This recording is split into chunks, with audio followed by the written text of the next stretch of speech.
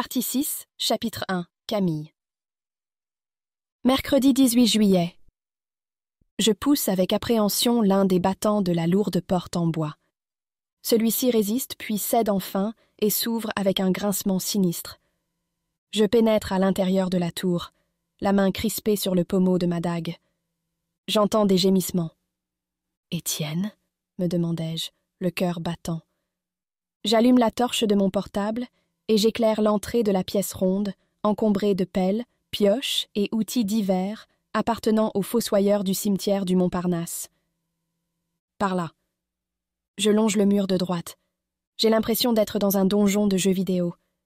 Je n'ai aucune envie de savoir à quoi ressemble le boss, frissonnai-je en continuant d'avancer. Soudain, je devine sa présence. Étienne est au fond de la salle, torse nu, bâillonné et enchaîné à une gigantesque croix de marbre posée contre le mur. Les fossoyeurs l'ont sans doute mise au rebut dans la tour, car une des branches est en mauvais état. « Étienne !» m'écriai-je. Je me précipite vers lui et je dénoue le tissu qui lui couvre la bouche. « Qu'est-ce que tu fais ici ?» gémit-il. Je remarque de profondes brûlures à l'endroit où la chaîne est en contact avec sa peau. « Je te sauve la vie !» dis-je en détachant la corde qui lui lie les mains. « Tu dois partir tout de suite », dit-il en frottant ses poignets douloureux. « Tu as déjà oublié ce qu'on avait décidé ?» J'ai une mémoire sélective quand il s'agit des personnes auxquelles je tiens. J'ai entendu ta discussion avec Natsumi ce matin et... « Tais-toi et aide-moi, dis-je. La chaîne est coincée sous ce bloc de pierre. Je n'arrive pas à la dégager, lâchai-je en m'arc-boutant de toutes mes forces. Je ne peux pas la toucher, dit Étienne. Elle est en argent. Je lui tends mes gants de moto qu'il enfile. Soudain, une ombre me percute et me projette contre le mur. J'ai le souffle coupé. C'est comme si une tornade m'avait balayé. « Camille !» s'écrie Étienne qui tente de se dépêtrer de la chaîne. « Ça va !» grimaçai-je en me massant l'épaule. Qu'est-ce que c'était ? Un vampire. « Pars, avant qu'il ne soit trop tard !» supplie-t-il. « Non ! Tu aurais mieux fait d'écouter ton petit ami et de rentrer chez toi !» dit une voix derrière moi. Je sursaute. Un jeune homme aux cheveux bleus coiffé en pique sort de l'ombre. Son sourire laisse apparaître 2 longues canines blanches. Chapitre 2. Camille. Mardi 17 juillet. La veille. « Mais tu m'avais promis, insistai-je. « Pas aujourd'hui, répond papa d'une voix glaciale. Je suis fatigué. » En effet, il est pâle et il respire avec difficulté. Ça doit être à cause de ces 2 nuits blanches. Mais j'ai l'intuition que ce n'est pas tout. « Une des infirmières t'a encore humilié ?» Il secoue la tête et continue à m'ignorer. « Tant pis, je garde la photo de Dan que j'avais apportée. »« Ton chantage est inutile. Une de mes hallucinations m'a vidé de mon sang la nuit dernière. Quand je me suis fait mordre, j'ai senti la douleur, mais elle est partie aussi vite qu'elle était venue. Que veux-tu que je te dise ? Je suis épuisée, point. Je continuerai à t'entraîner demain. »« Tu n'es pas trop fatigué pour jouer de la guitare, dis-je. C'est tout ce qui me reste dans la vie. » Découragée, je m'assois sur le lit à côté de lui. « Et moi ? Je ne compte pas ? » Je te le répète, je n'ai aucun souvenir de toi, Camille. « Moi, j'en ai des tas. Comment je pourrais ne pas être ta fille ? » « Je ne sais pas, tu n'es peut-être même pas réelle. »« Tu n'as pas encore compris ?» dis-je en ravalant des larmes de colère. « Je n'existe pas pour toi, parce qu'il n'y a que Dan qui compte. Tu voulais un fils qui ait une brillante carrière comme la tienne dans l'armée de l'ombre. » Amusé, papa lève les yeux vers moi. Ma brillante carrière m'importait à tel point que j'ai déserté. Je le regarde sans comprendre. « Quand j'avais 17 ans, je me suis enfuie, » précise-t-il. « À Dublin, je croyais que c'était pour devenir musicien. » Version officielle. Et la version officieuse ? Je n'aime pas trop recevoir des ordres. Qu'est-ce qui s'est passé en Irlande ? J'ai rencontré Rose. C'est à cause de Dan que tu es rentré à Paris? Il hoche la tête. Jouer dans les pubs, ça ne permet pas de faire vivre une famille de 3 personnes. Pierre a tout arrangé et... Il est au courant pour les vampires? Coupai-je. À ton avis? Son père est le chef de là-haut de Paris. Impossible. Il est décédé il y a 7 ans. Il est mort? S'écrie Antoine. Je me demande qui est son successeur. Je doute que ce soit Pierre. Son oncle Franck? Alors Pierre me ment depuis le début, pensai-je, perplexe. Pierre est chasseur? Dis-je. Oui, mais pas sur le terrain. Il est mauvais. Il y a 13 ans, il s'occupait du recrutement. Pourquoi tu as intégré cette armée si ça ne t'intéressait pas? Je n'ai pas eu le choix. Mes parents en faisaient partie et ils m'ont fait passer les tests quand j'avais 7 ans. C'est une obligation pour tous les enfants dotés de pouvoir. Et là-haut m'a recruté. Est-ce que Dan a des pouvoirs, lui aussi? Plus maintenant. J'ai pris mes dispositions. Tes dispositions n'ont peut-être pas si bien marché. Il y a 4 ans, il m'a envoyé à l'hôpital avec des côtes cassées et un traumatisme crânien. Impossible. J'ai fait brider ses pouvoirs, s'obstine papa. Je ne voulais pas qu'il soit chasseur. Tes vœux ont été exaucés. Il est informaticien. Quant à moi... Je m'arrête un instant. Je suppose que tu te fiches de savoir ce que je vais devenir. J'avoue que ça ne m'intéresse pas beaucoup. Exaspérée, je me lève. J'en ai plus qu'assez de faire des efforts qui ne mènent à rien. Dans ce cas, je te laisse à ta vie passionnante. J'ai un mariage à organiser. Toutes mes félicitations. Peut-être que tu vas enfin cesser de m'importuner, une fois mariée. Oh, mais ce n'est pas moi qui me marie, c'est ma mère, Rose, ton ex-femme. Tu te souviens d'elle, au moins? Papa s'étrangle et se met à tousser. Avec qui? Demande-t-il d'une voix blanche. Ton meilleur ami, dis-je en claquant la porte de la chambre. Chapitre 3. Dan. Daniel, je peux entrer? Demande Pierre-Henri en frappant à la porte de la mansarde. Je ne réponds pas, mais il pénètre dans ma chambre. Assis sur le sol de la petite terrasse, j'observe les allées et venues des passants dans la rue, une cigarette éteinte à la main. Si tu insistes, bougonnai-je. Pierre soupire et s'avance vers moi. Il enjambe le rebord de la fenêtre et s'installe à côté de moi. Il porte un costume bleu marine et une cravate assortie. Qu'est-ce qu'il me veut? Pensai-je, irrité. Pierre rompt enfin le silence. Je serai à New York pendant 2 ou 3 semaines. J'en suis ravi pour toi. Et pour moi aussi d'ailleurs. Tu vas faire du tourisme? Bien sûr que non. Je serai au laboratoire, comme chaque année. On en a un chez nous, tu es au courant? Dis-je. Celui-là est le plus important que là-haut possède. Les chercheurs vont nous présenter leurs découvertes. Il est sous la gare de Grand Central, c'est ça? Exact. Dommage qu'il ne soit pas à Tombouctou, murmurai-je. Pourquoi faut-il que tu compliques tout? Pourquoi faut-il que tu me mentes? Pardon? Le père de papa n'est pas mort dans un accident de voiture. Surpris, Pierre me dévisage. Je soutiens son regard. Pierre détourne le sien. Non, admet-il. Pourquoi me l'avoir caché? J'attendais le bon moment pour t'en parler. Ce n'est pas le genre d'information que... J'ai 20 ans, Pierre, coupai-je. Quand comptais-tu le faire? Maintenant, si tu veux. Qu'est-ce que tu sais? Qu'il a blessé quelqu'un lors d'une mission. Oui, une cataphile qu'il a croisée dans la ville souterraine. Il l'a poignardée. Mais pourquoi? M'écriai-je. Parce qu'il est devenu fou, Daniel. C'est plus fréquent qu'on ne le pense chez les chasseurs. On m'a raconté que ça peut arriver si l'on consomme trop de sang de vampire. Ce n'est pas une légende urbaine, alors.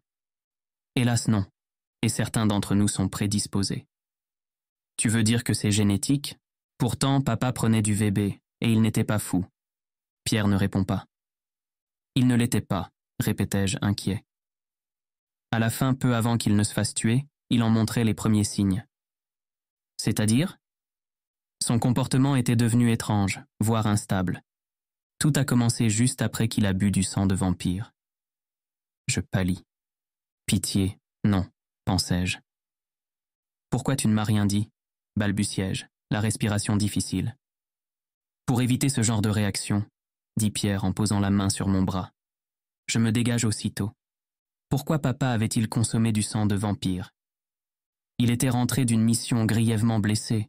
Il aurait pu guérir, mais ça aurait pris des mois et ta mère aurait pu découvrir sa double vie. Pourquoi il n'a pas demandé à un élément feu de le soigner? Comme je te l'ai dit, son état était critique. Les éléments feu s'occupent des fractures simples ou des plaies superficielles, mais ils ne sont pas magiciens. Et utiliser leur pouvoir leur coûte beaucoup de force vitale.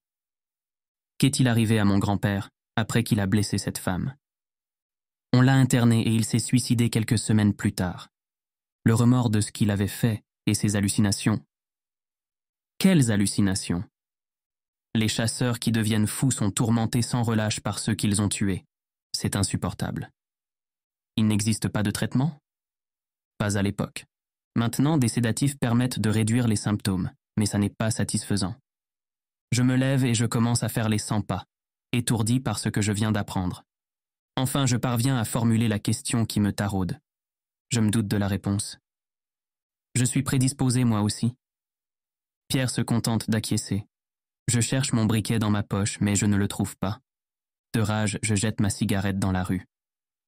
Si j'ai un conseil à te donner, dit Pierre avec douceur, ne consomme du sang de vampire sous aucun prétexte, même pas sous forme de comprimé. Il se lève et regagne la chambre. Et si je suis grièvement blessé, lançai-je. Espérons que ça n'arrive jamais, répond Pierre avant de quitter la pièce, me laissant seul avec mes doutes et mes craintes. Chapitre 4. Camille. Attablés au fond du pub devant nos assiettes qui refroidissent, Natsumi et moi nous regardons en silence, mal à l'aise. Natsumi m'a envoyé un message la nuit dernière, m'invitant à la retrouver pour le déjeuner. Je suis désolée, disons-nous soudain en même temps. Je n'aurais pas dû te parler comme ça dimanche, poursuit Natsumi. Et moi, j'aurais dû te dire que j'étais sortie avec Étienne, ajoutai-je. Celui-ci est derrière le bar et sert les consommations avec son entrain habituel. Et il m'ignore. C'est lui qui a fait le premier pas, continuai-je. Pour m'oublier si vite, il ne devait pas être sincère. Je sais, il m'a tout raconté. Quand? M'étonnai-je. Hier soir. Il m'a dit aussi qu'il t'avait demandé de garder votre relation secrète. Mais j'aurais quand même apprécié que tu te confies à moi. Moi, je ne te cache rien. Je suis désolée, murmurai-je, en jetant un regard furtif à notre voisin de table, un séduisant jeune homme au look punk et aux cheveux teints en bleu. Il tapote l'écran de son smartphone et n'a pas remarqué que son portefeuille est tombé de la poche arrière de son jean, sur sa chaise. « Attention, vous allez perdre votre portefeuille », l'interpellai-je en désignant l'objet. Il se confond en remerciements et me gratifie d'un grand sourire qui me fait chaud au cœur. Ça me change de Dan, Étienne ou Quentin qui m'ignorent, pensai-je en avalant une bouchée de mon gratin dauphinois qui est froid à présent. Tu ne m'as pas tout dit, Camille, fait Natsumi en entamant à son tour son assiette. Non, pensai-je. Mon père est vivant, les vampires existent et j'aime l'un d'eux. Je suis amoureuse d'Étienne, dis-je sans réfléchir. Enfin, je l'étais. Je le cherche derrière le bar. Il ne sourit plus, occupé à rendre la monnaie à une cliente. Tu l'es toujours, répond Natsumi avec douceur. C'est si évident. Je suis des yeux Étienne qui s'affairent derrière le comptoir. Il croise mon regard et détourne aussitôt la tête. Le jeune punk à la table voisine se lève et repousse sa chaise avec fracas avant de se diriger vers la porte. Je sors de ma rêverie. « Il t'a dit pourquoi on n'était plus ensemble ?» demandai-je. Juste que sa vie était compliquée et qu'il ne pouvait pas se permettre de la compliquer davantage. Je vois, pensai-je. Je n'étais qu'une complication. Maintenant, j'ai perdu un petit ami et un ami. Je ne sais pas ce qui m'ennuie le plus. Avec le temps, ça finira par s'arranger, dit Natsumi. Ou pas. Regarde Dan et moi. Il est plus froid qu'un iceberg depuis 4 ans. Depuis qu'il t'a blessé, c'est plutôt toi qui devrais lui en vouloir. On jouait, dis-je. Il ne l'a pas fait exprès. Le problème, c'est que ma mère, sur les conseils de Pierre, l'a expédié dans un lycée militaire privé pendant 1 an pour le punir. Je suppose que ça ne s'est pas bien passé, et il a dû redoubler sa première. Comme Étienne, dit Natsumi. Alors, c'est pour ça qu'ils sont restés dans la même classe. Oui, mais Étienne n'a jamais été doué pour l'école, alors que Dan est brillant. Tu as essayé d'en parler à ton frère? Non, avouai-je. Pour commencer, je n'ai eu aucune nouvelle de lui pendant 1 année. À son retour, il avait changé. Peut-être que tu devrais crever l'abcès avant de partir en Irlande. Je réfléchis un instant et je prends ma décision. Je saisis mon téléphone et je compose le numéro de Dan. Je devrais même le faire dès aujourd'hui. Après plusieurs sonneries, le répondeur se déclenche. Chapitre 5. Antoine. Fini, dis-je avec fierté. Je recule pour contempler l'œuvre d'art que je viens d'achever. La chaîne qui lie ma cheville au radiateur se tend, limitant mon mouvement. Vous auriez pu faire un effort, proteste Johanna en découvrant le grand aplat de couleur noire sur la toile. Pourquoi? J'ai fait ce que vous m'avez demandé. J'ai exprimé mes sentiments. C'est noir, comme mon humeur, dis-je avec un sourire forcé. Vous vous prenez pour Pierre Soulages? Qui? L'infirmière hausse les épaules et se tourne vers le reste du groupe. La leçon est finie pour aujourd'hui. Vous pouvez regagner vos chambres. À mardi prochain, conclut-elle en saluant les patients qui passent devant elle. Quant à vous, ajoute-t-elle en pointant un index menaçant vers moi, je ne vous ramènerai qu'une fois que vous m'aurez aidé à nettoyer. Vous voulez que je fasse le ménage? La grosse Bertha a déteint sur vous. La colère de Johanna retombe. Mais non, Je plaisantais, coupai-je en riant. Bien sûr que je vais vous aider. Ça y est, vous n'êtes plus fâché contre moi? Je ne suis pas fâché, juste déçu. Je vous avais prévenu que j'étais nul pour toutes les activités artistiques, dis-je. J'avais oublié. Votre activité, c'est l'élimination des vampires. Si vous pouviez éliminer aussi les hommes adultères... Je savais bien que vous n'étiez pas dans votre état normal aujourd'hui. Racontez-moi tout. Votre petit copain n'a pas apprécié la petite surprise que vous lui avez concoctée. Je l'ai trouvé au bureau avec une autre fille, marmonne-t-elle. C'est plus fréquent qu'on ne le croit, murmurai-je. Désolé, je n'ai pas à vous ennuyer avec mes histoires, se reprend-elle. Elle ramasse les pinceaux et les plonge dans un bocal rempli d'eau. Elle saisit celui que je tiens toujours à la main. Je ne le lâche pas. Si, ennuyez-moi, dis-je en lui indiquant la chaise en face du chevalet voisin. Elle ne se fait pas prier. Je m'assois à mon tour et, comme elle semble indécise, je prends la parole. J'ai appris ce matin que ma femme allait se marier avec mon meilleur ami. Je sais ce que c'est que de passer une journée pourrie. Racontez-moi. Vous êtes mon patient, pas mon psy.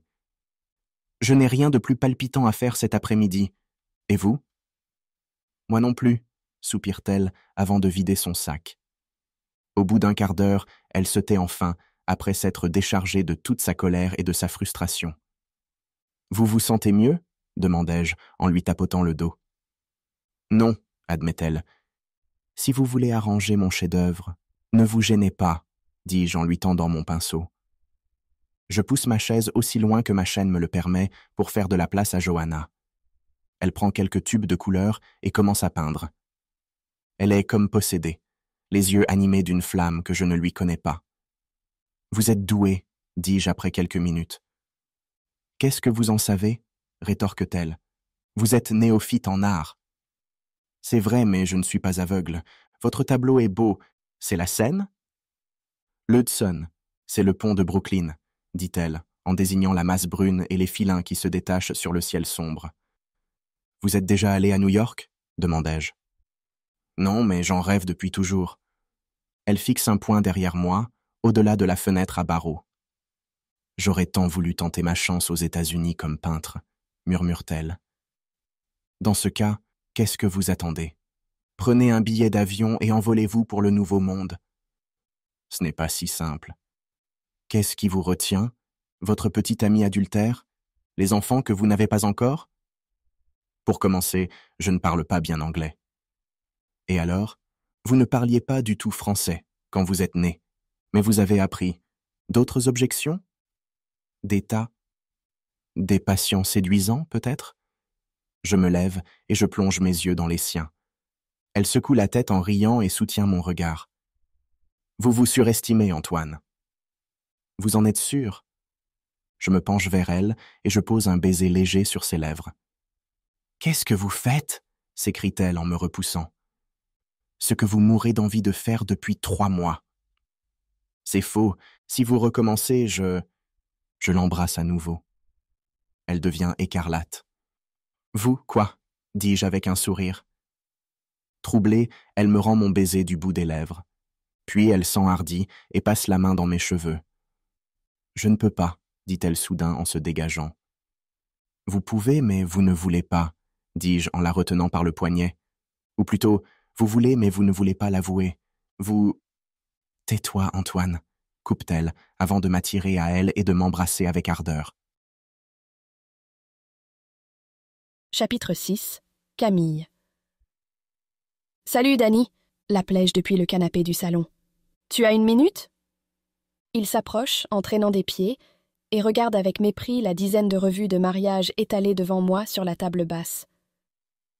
Pierre vient de partir en déplacement à l'étranger pour 2 semaines. Tu le savais? Demande-t-il, bourru. Il va signer un gros contrat avec le gouvernement américain. Oui, dis-je. Il nous a laissé du liquide pour les courses sur son bureau. S'il pouvait voyager plus souvent, c'est quoi tous ces magazines? Je suis wedding planner. Pour maman et Pierre? Tu es au courant, dis-je. Rose m'a appelé. Mais ne compte pas sur moi. Toutes ces conneries, ça me dépasse, dit-il en rebroussant chemin. Je n'ai pas besoin de ton aide. J'ai juste une question. Ok, mais fais vite. Je vois Michaela dans 1 demi-heure, et je n'ai pas encore pris ma douche. Il s'assoit sur le fauteuil en face de moi et regarde avec dégoût les tenues de demoiselles d'honneur sur la revue la plus proche de lui. Celle-là est hideuse, dit-il en désignant une robe rouge bouffante en tulle. Laquelle je devrais choisir, selon toi? Aucune de celles-là. Merci, me voilà bien avancée. La noire et orange que tu portais à Noël l'an dernier serait parfaite. Il s'en souvient? M'étonnai-je. Même moi, j'avais oublié. Et toi? Tu as un costume? Demandai-je. Pourquoi faire? Je ne compte pas y aller. Maman voudrait qu'on soit ses témoins, dis-je. Hors de question que je participe à cette mascarade. Pour commencer, je n'aime pas Pierre.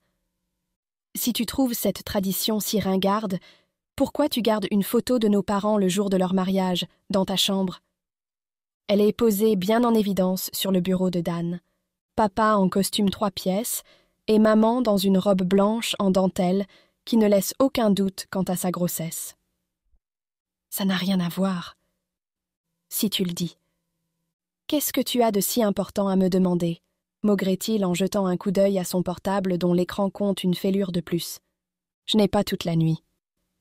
Je prends mon courage à 2 mains et je le regarde droit dans les yeux. Dany, il y a 4 ans, ce n'est pas moi qui ai dit à maman que tu m'avais blessée. Je sais, répond-il sans ciller. Mais alors, qui? Moi. Quoi? Mais pourquoi? On avait décidé de dire que j'étais tombée dans l'escalier. Tu aurais pu mourir, Camille. C'est normal que je prenne mes responsabilités. Tu n'avais pas fait exprès. Encore heureux. Tu vas me le faire payer jusqu'à la fin de ma vie? Il hausse un sourcil. Je ne comprends pas.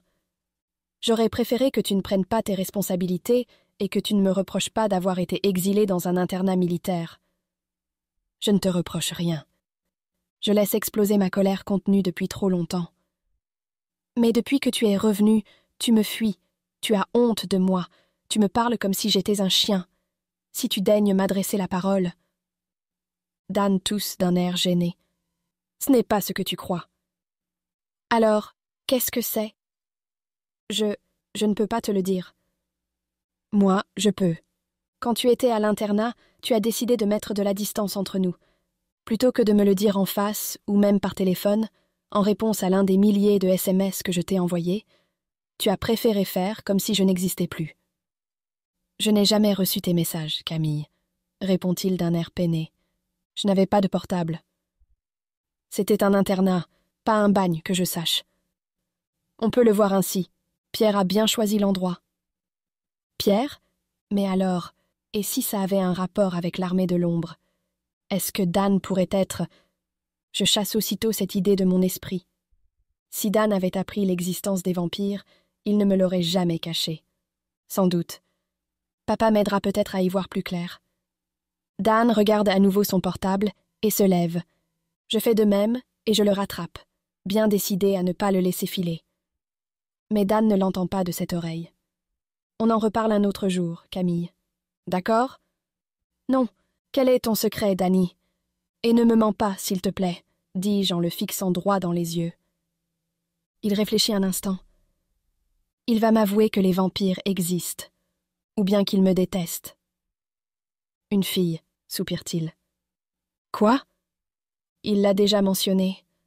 Alors, ça n'aurait rien à voir avec moi? Ses yeux disent qu'il est sincère. Celle avec qui c'était impossible? Il hoche la tête. Je ne connais personne qui soit insensible à son charme. Ça me surprend qu'elle ne veuille pas de lui. Tu l'aimes toujours? Ce ne sont pas tes affaires, dit-il avec douceur en m'embrassant sur le front, comme il avait coutume de le faire quand j'étais petite. Je frissonne. Soudain, l'évidence me frappe. Et si la fille pour qui Dan éprouve des sentiments était morte? Chapitre 7. Camille. Mercredi 18 juillet. Résultat de votre test, indique l'objet d'un des emails non lus que j'ai reçus dans la nuit. Je viens de me réveiller et, sans me lever, j'ai attrapé mon ordinateur portable posé sous le lit. Et le message est là, entre une publicité pour des guitares et une chaîne à renvoyer sans tarder, sous peine de subir une malédiction éternelle. C'est rapide. Le laboratoire avait dit moins d'une semaine et ils ont fait l'analyse en 4 jours. Je me redresse un peu plus. Je n'ai aucune raison d'avoir peur. Je sais déjà quelle sera la réponse. C'est papa qui est dans un asile, pas moi. Je prends ma respiration et je clique sur l'intitulé du message. Fébrile, je télécharge la pièce jointe et je l'ouvre. Négatif. Négatif? M'écriai-je, sidéré. Le test est formel. Mon ADN et celui d'Antoine ne sont pas ceux d'un père et de sa fille. Comment est-ce possible? Pensais-je en relisant les quelques lignes pour la 10e fois. Si Antoine n'est pas mon père, alors qui est-ce? À tous les coups, un archéologue de l'équipe de fouilles, me dit une petite voix dans ma tête.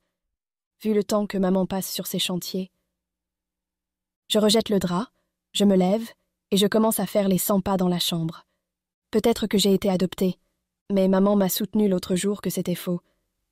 Je regarde mon reflet dans la porte-miroir de mon placard. Ma mère est blonde, elle aussi, mais ses cheveux sont plus foncés. Mais on a le même nez, non?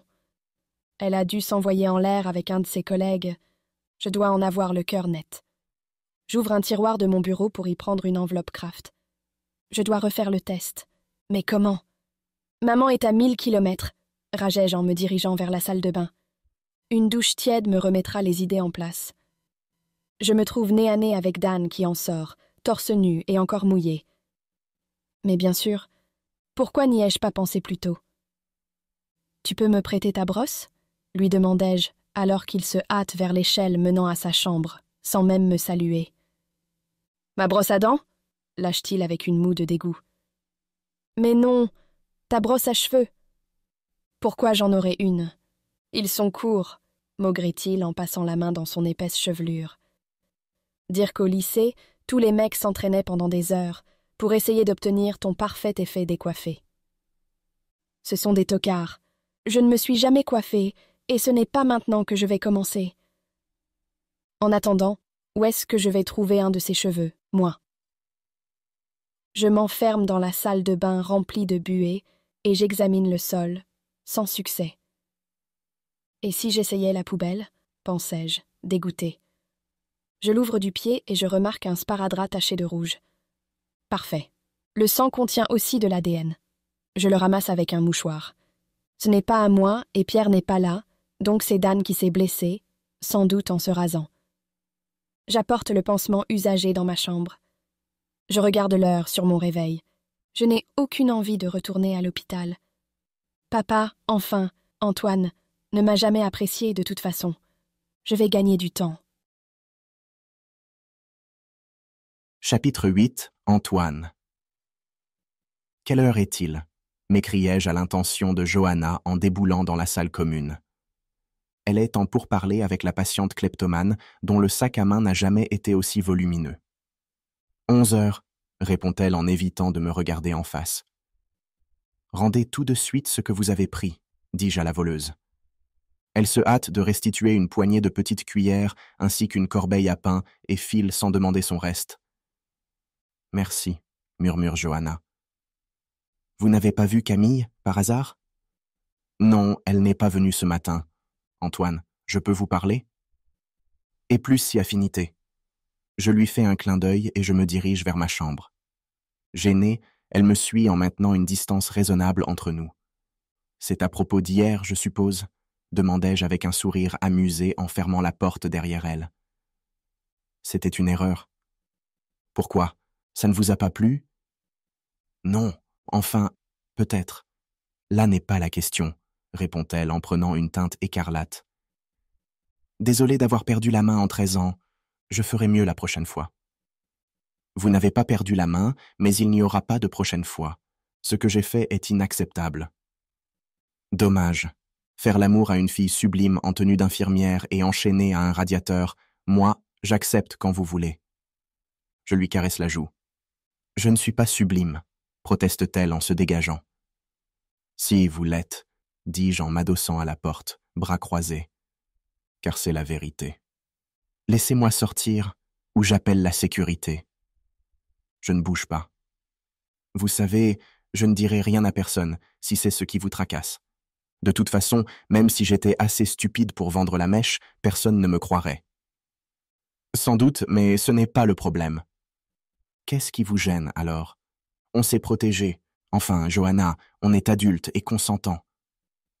Vous êtes mon patient, vous êtes malade. J'ai profité de vous. Elle, profiter de moi? C'est la meilleure. Johanna pose la main sur la poignée de la porte.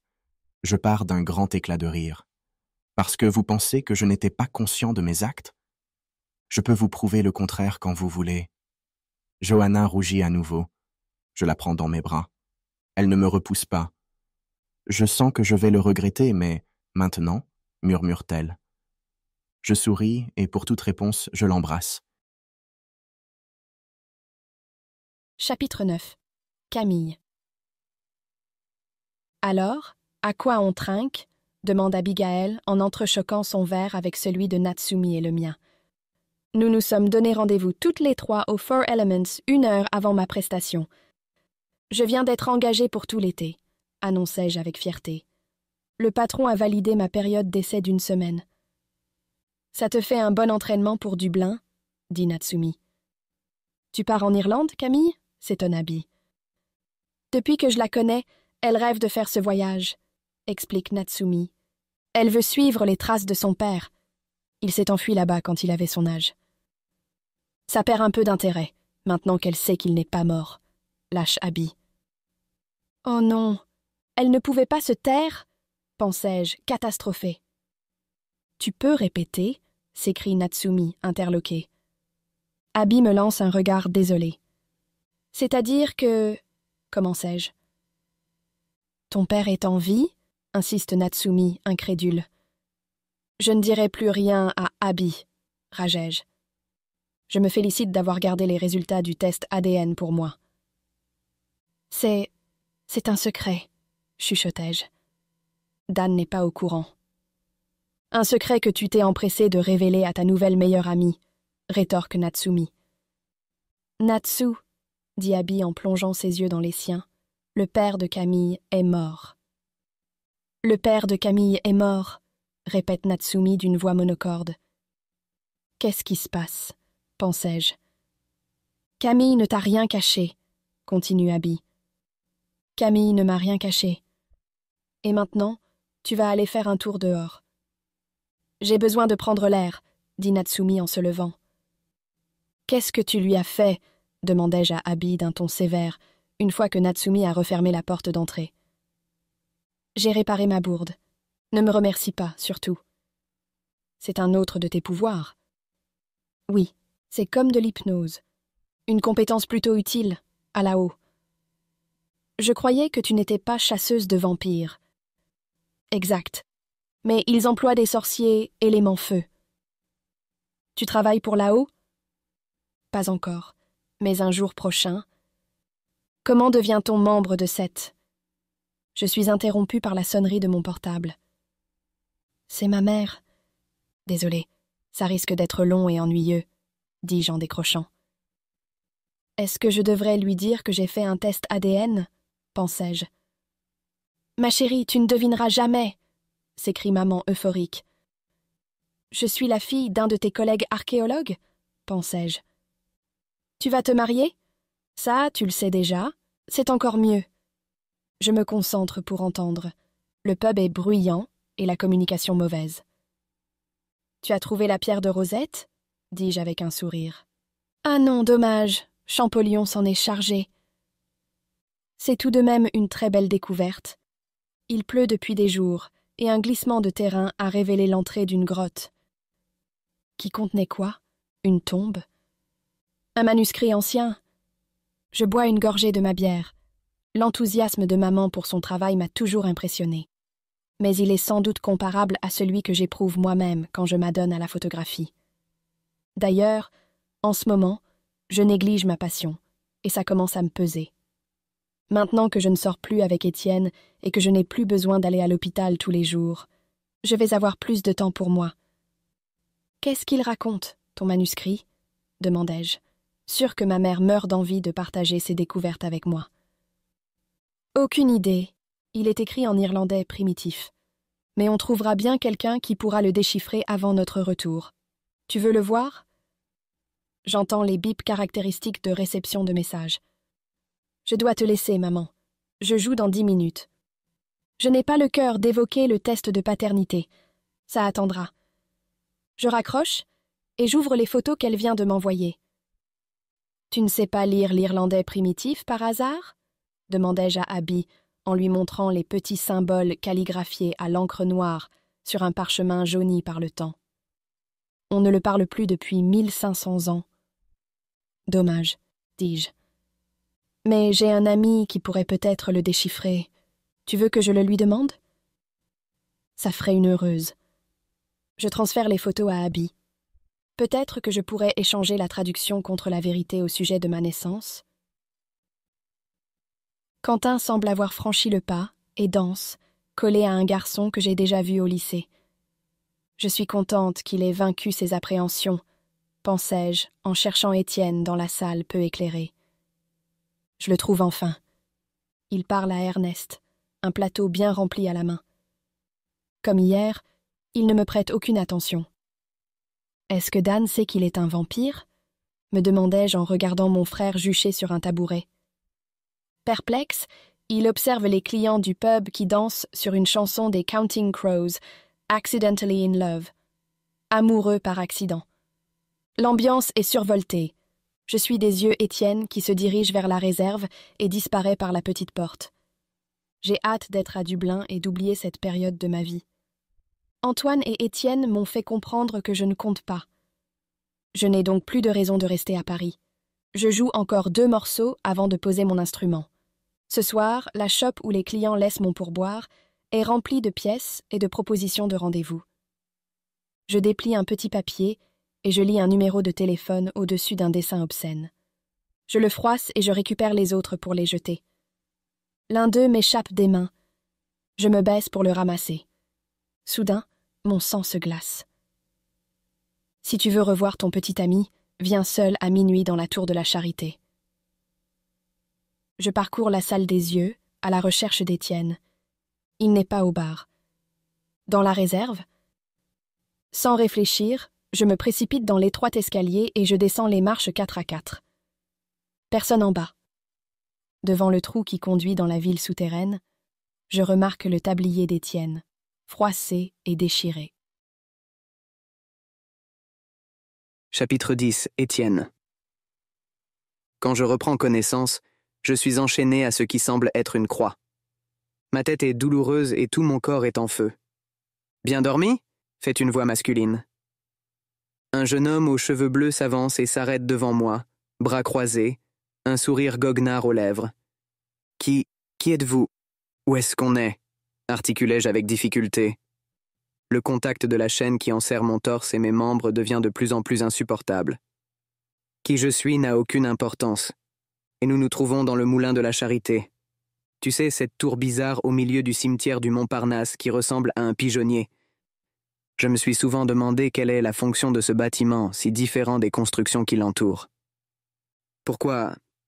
C'est l'un des derniers vestiges d'une époque révolue, comme nous les vampires.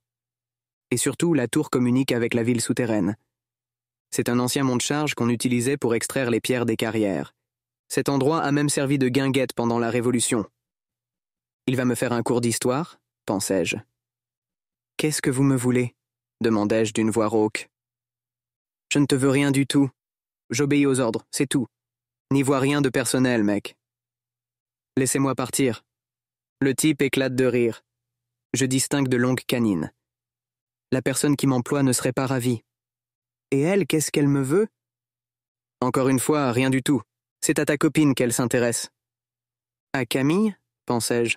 Mais pourquoi? Je suis célibataire, dis-je. Le coup à la tête que je t'ai donné t'a fait perdre la mémoire?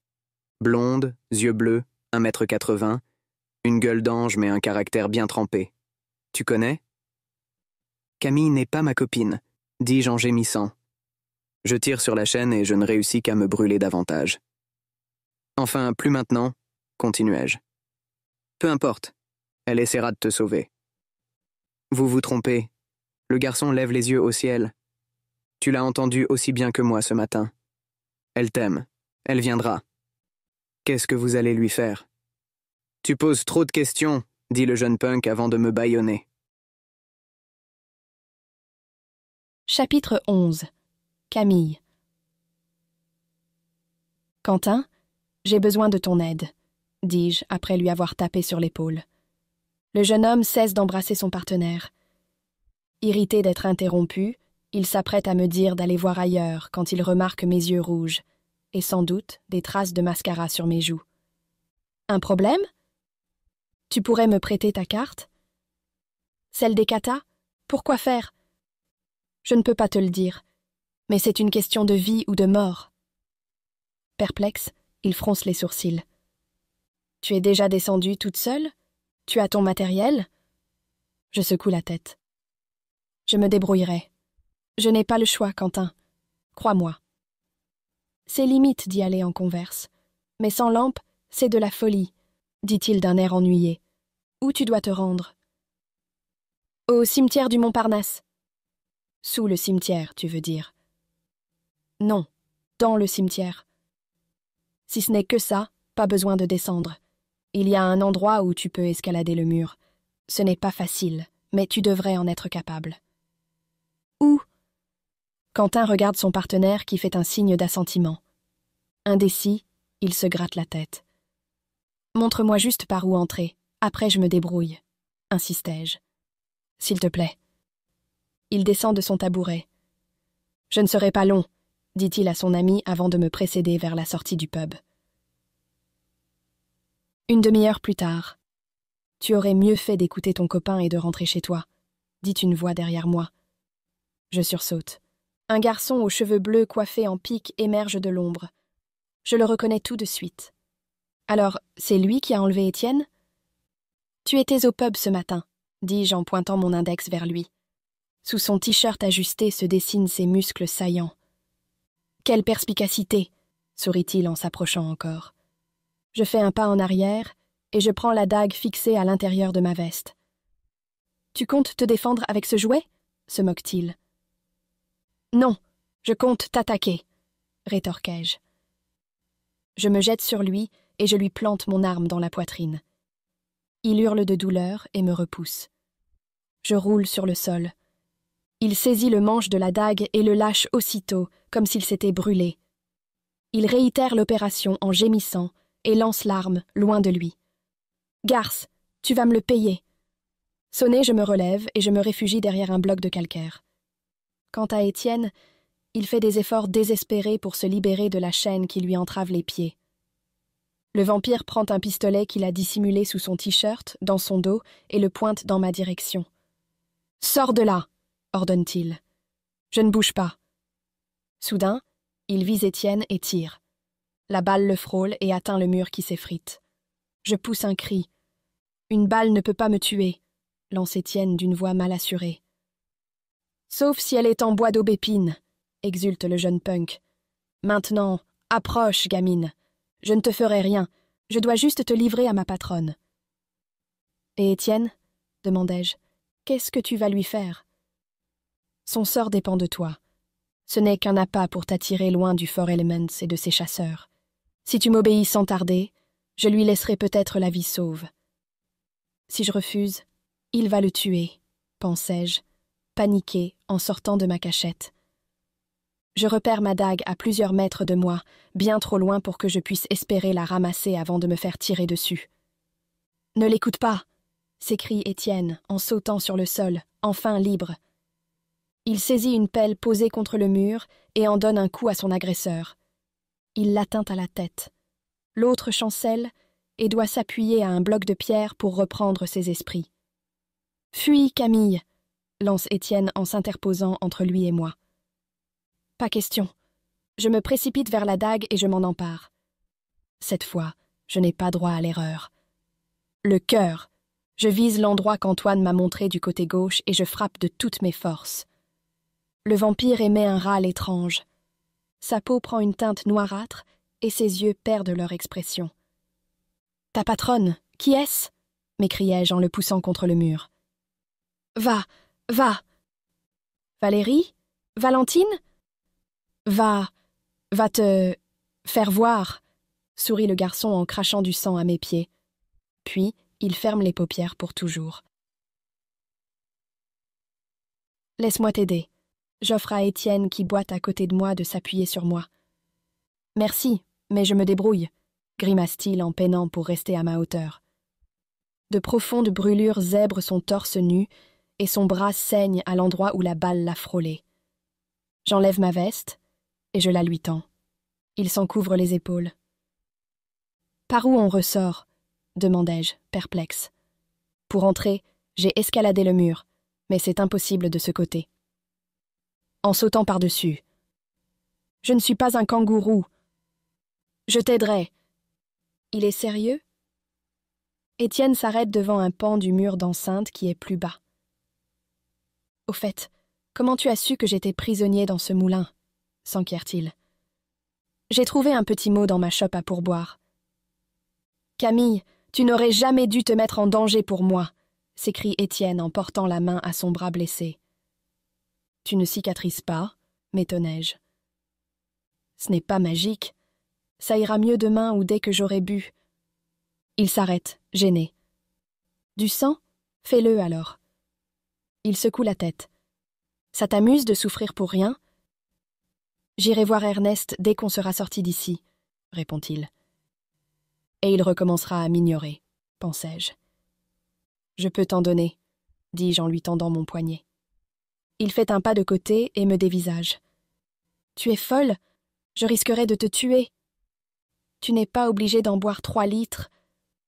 Mais je ne sais pas si je serais capable de m'arrêter. De toute façon, je ne consomme pas de sang humain. »« Jamais ? » ?»« Non. »« Tu n'as jamais goûté ? » ?»« Pas depuis longtemps. Sortons d'ici. » Il me rend ma veste, lève les yeux vers le sommet du mur, prend son élan et saute. Il s'accroche à la dernière rangée de briques et essaie de se hisser sur le faîte du mur, mais il n'en a pas la force. Il se laisse tomber au sol et s'assoit sur une pierre tombale en grimaçant. Je dois reprendre mon souffle. Attendons un peu. « Pas trop longtemps, » répliquai-je en désignant le ciel à l'est qui s'éclaircit et se teinte de rose.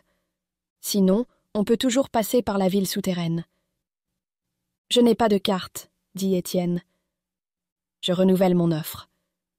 Je renouvelle mon refus. Il commence à m'énerver avec ses principes, pensai-je.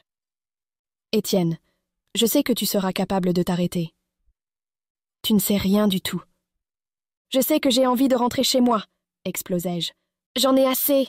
Alors tu vas me laisser te soigner et sortir d'ici avant de te transformer en torche. J'enlève le pansement qui entoure mon majeur et je presse la plaie qui se rouvre.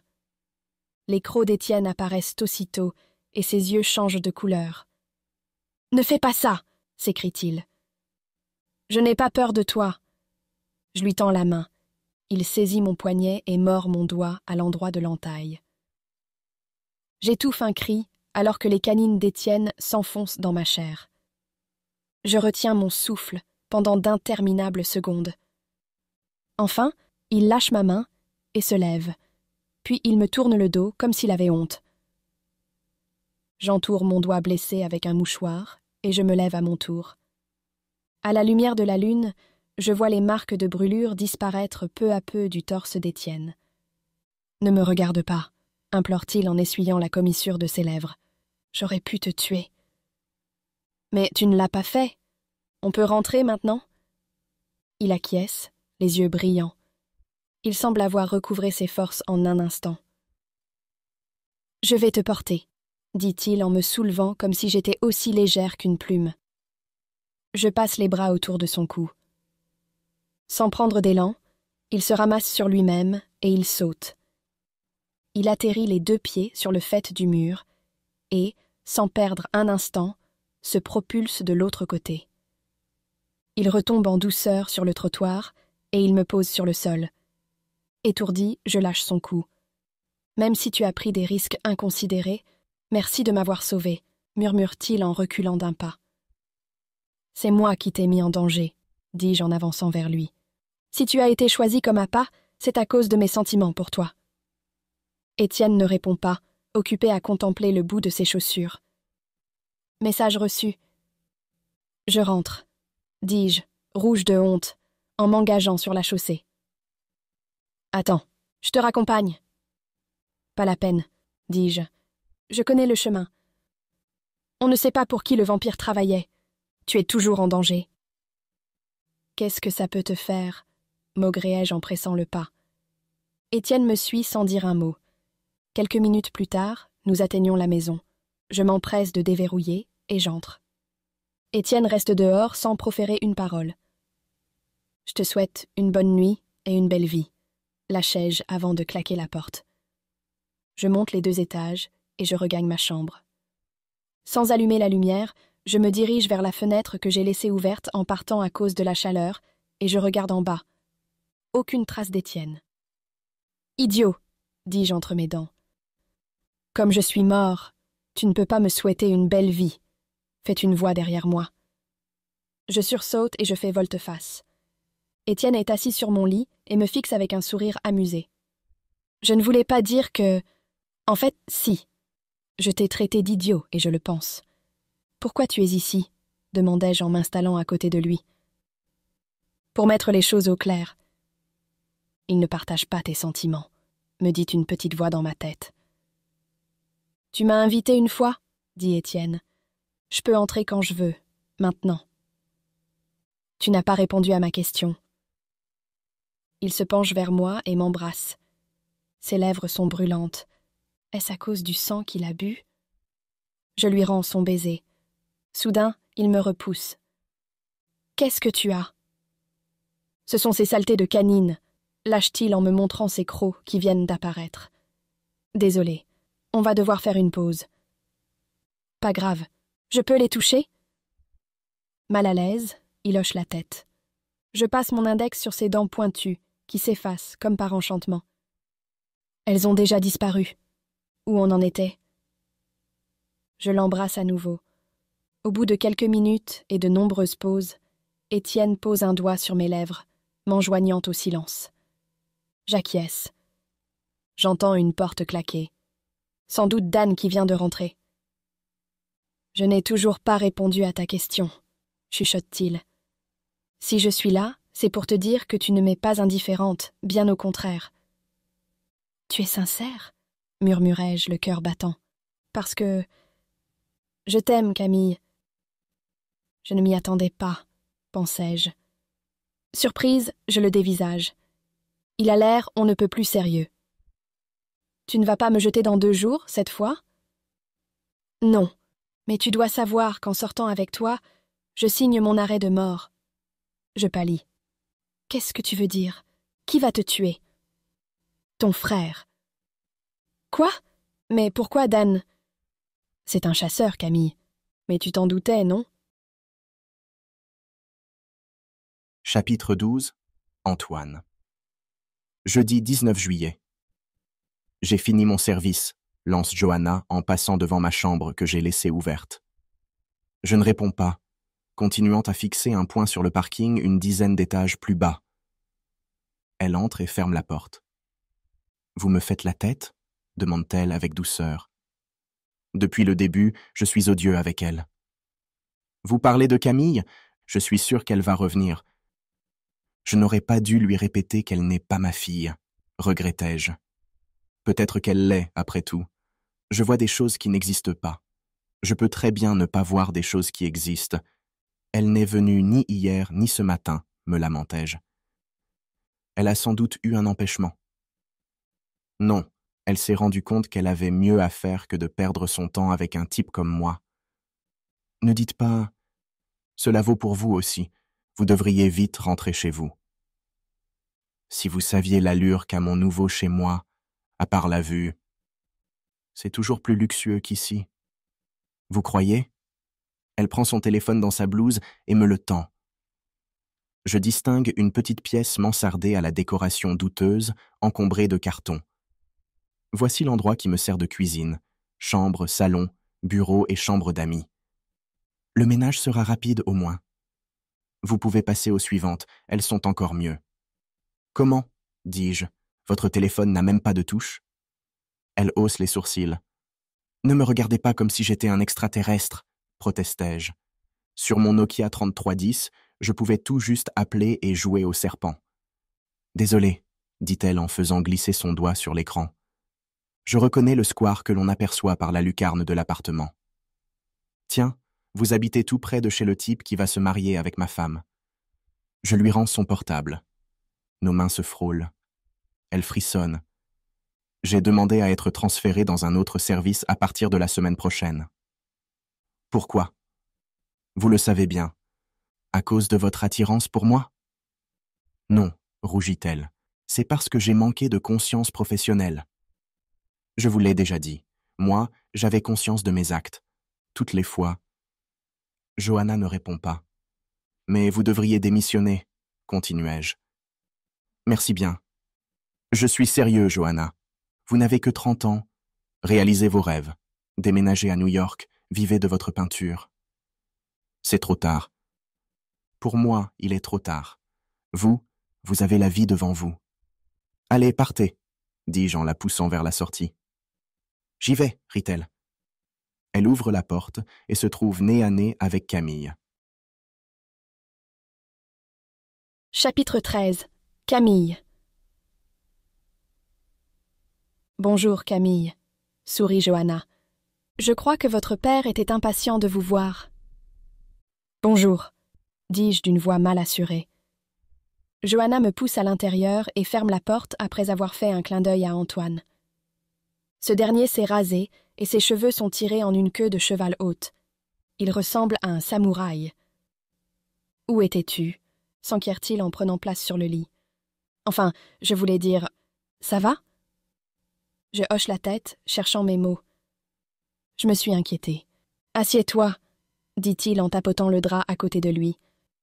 Je lui tends un gros livre et je m'installe tout au bout du lit. « Qu'est-ce que c'est » demande-t-il, intrigué.